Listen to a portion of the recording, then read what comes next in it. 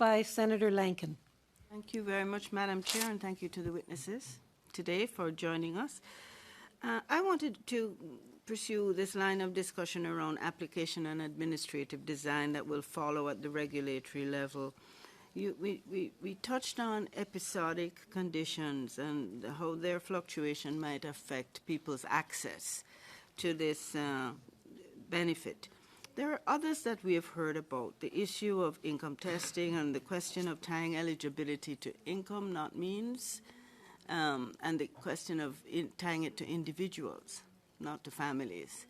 I'm wondering how you would ensure or recommend that we ensure equity and not leaving anyone behind by addressing some of those issues in the design that will follow. Oh, okay. So in terms of application processes, what we heard in our consultations across the country was that people thought that applications needed to be, as we talked earlier, simple and all of those things, but also needed to be available to do online, in person, by telephone, as many possible means to make it as easy as possible for people to get on to the benefit.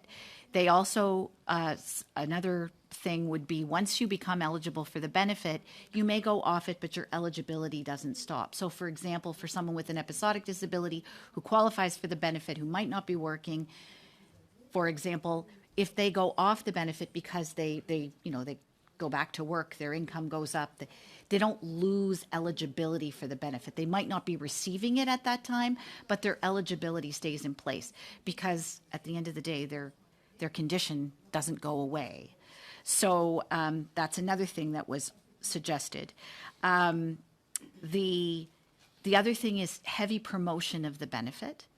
So heavy promotion and assistance, where disability organizations, for example, are in great positions to help assist people to apply for the benefit, where people require assistance, or organizations working on the ground with marginalized populations of individuals with disabilities who might be able to support people's application for the benefit. So I don't know if that answers your question, but I think that that's some of what we heard in our consultations. Thank you. Mr. Belanger, would you like to add to this? Yes, thank you, Senator. And certainly it's a very good question here, individualized or tied to income. I think that anybody that has a disability should have the opportunity to apply for the benefit. And I'm thinking more, and we've had this discussion here about persons with disabilities in a family unit that experience violence, whatever that violence might take. But because of the income that the family has, they would be deemed ineligible, if we're doing income and asset testing, which I'm sure some people will require, saying that, we have to have some kind of income and asset testing. This is part of the eligibility process, but I don't think that should necessarily stop somebody from being eligible. They may not receive the benefit at that time, but they should be deemed eligible to get that benefit. And in the position or in the circumstance where they're experiencing violence, that we fast track them and get them out of there. Those things have to be worked out, but I think that's the thing. I think that everybody who would be eligible due to their disability should be deemed eligible, whether or not they get the benefit because of their financial or income levels. That's another thing.